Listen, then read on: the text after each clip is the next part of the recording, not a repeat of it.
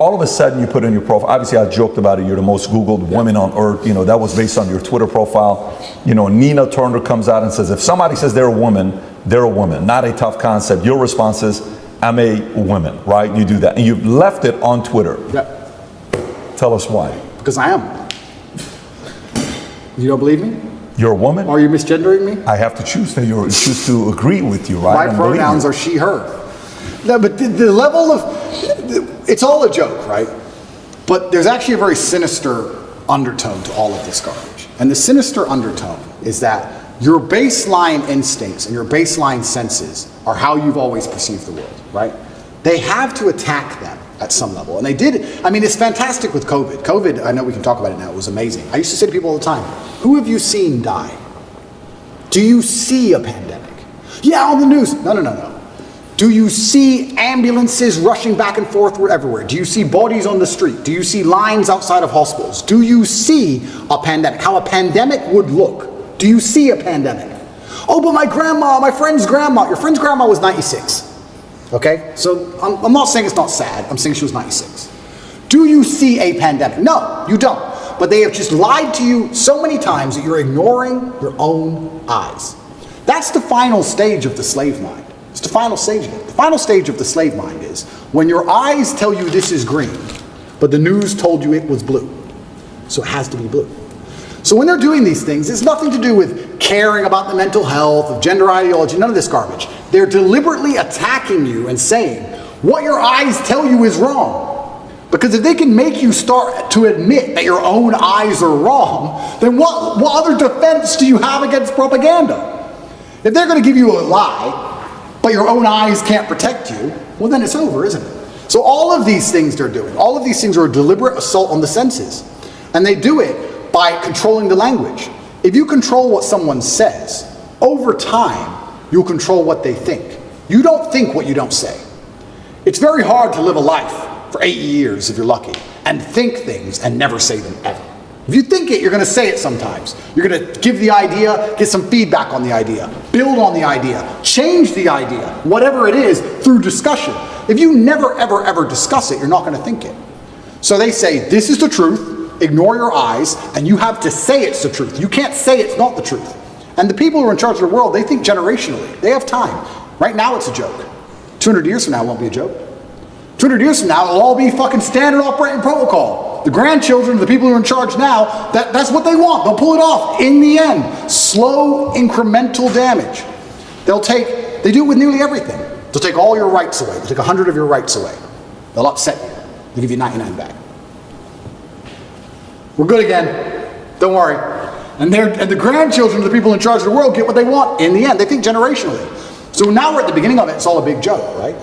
But especially before Elon had Twitter, when you couldn't say the truth online, when you couldn't say my eyes see X on the internet without going to jail or losing your account, or getting a hate speech charge in the UK or some garbage, they're controlling what you think.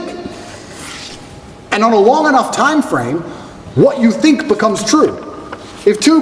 We all believe 2 + 2 is 4. But with a hard enough psyop, if you can't say that, if you have to say it's 5, on a long enough time frame, math breaks down and everyone's just going to believe that 2 + 2 = 5. That's what happens. You think we're going to get there? Have you ever seen the experiment? There's a really interesting experiment with monkeys and a banana and a water spout. Have you ever seen this? They put 5 monkeys in a room. And at the top of the room there was a banana. And when one monkey tried to climb up to get the banana, they turn on the hose and splash all the monkeys with ice cold water. So the monkey would come back down and wouldn't get the banana. And when another monkey would go to climb up, they'd splash all the monkeys with ice cold water. And what would happen over time is, when a monkey went to climb the rope to get the banana, the other monkeys would jump and pull him down and hit him and teach him a lesson. Don't go for that banana. If you go for that banana, we get splashed with water. Then they'd swap one of the monkeys out. Now there's a new monkey in the room who doesn't know the game. The new monkey would attempt to climb, and all 4 monkeys would attack the monkey, pull him back down and kick his ass. He knows if he climbs the rope to get the banana, he gets attacked. He doesn't know he gets splashed with water if he gets the banana. He doesn't know the game, but he knows if I try and climb, they're going to attack me. After a certain amount of weeks, they change another monkey, and another monkey, and another monkey. Over time, you have 5 brand new monkeys who have never been splashed with water ever. But nobody goes to climb the rope, because if they do, they're attacked by all the other monkeys. And nobody even knows why. Damn. That's just how it works. If you climb that rope, we beat you up. That's just how it works. That's what they're doing on a long enough time scale to humanity. There are already X amount of people on the planet. There's already a population, X percent, who knows what it is, who ignore their own eyes and repeat what they are told. You can't say that that's not what they're doing because they're already successful with X amount of the population. They've begun. The seed is there. 2%, 3%, 7%, who knows? They've already proven they can do it. Now it's just a matter of not shutting up and hammering at home. Make sure they repeat it in schools. Children are young. They believe things. They're impressionable. Hammer it to the kids, especially. Put it in every Disney movie. Give it to the kids all day long. They grow up sooner or later. Long enough time frame. That's it. It's generational attacks. But do you think that's going to work, though? Because let me maybe unpack the question. So I'm from Glendale. I went to Glendale High School, hence the lawyer, right? So yesterday, a big fight broke out in Glendale. Massive. It's all over the news. Yep. So the fight was over these parents, Armenian parents, who were for 4 years are like, listen, we don't mind if you're gay, but don't teach our 4-year-olds about transgender. Don't put these books in. Finally yesterday, big old brawl. It's all over the news. They're fighting. Armenian parents are like, we're not going to tolerate this. This is just not going to happen to us, right? Then you go to YouTube. YouTube comes back and says, hey, starting such and such, all the videos that were put up about the election and, whether it was a fake election or not, we're no longer going to give a strike or take those videos down. They can stay up there, right? This is totally fine. Then you see the Surgeon General comes out, the attorney, I don't know if you saw this one here, he comes out with an article saying new Surgeon General advisory raises alarm about the devastating impact of the epidemic of loneliness and isolation in the United States. This is the same guy that was part of the camp, is now saying, hey, our epidemic of loneliness and isolation has been an underappreciated public health crisis that has harmed individuals and social health, our relationship, our source of healing, etc. This is the same guy that said, wait a minute, lockdown, do this, do that. So the more and more arguments are coming out against even ESG. I don't know how close you follow ESG, where, why are we doing this? Did you see how much Target lost? $10 billion? Did you see how much Bud Light lost? 25%, 12%? This is no longer working. Well, if you want to, even one of the insurance companies I work with closely, it's one of our biggest one we work with. Yesterday, I see their post on Instagram. Well, because of Pride Month, we're doing this. I know the people in that company, but they just raised a few $100 million. One of the companies they gave the money to was one of these bigger guys, the Vanguard, BlackRock, and State Street. So when you take money from those guys, you have to have a certain ESG score.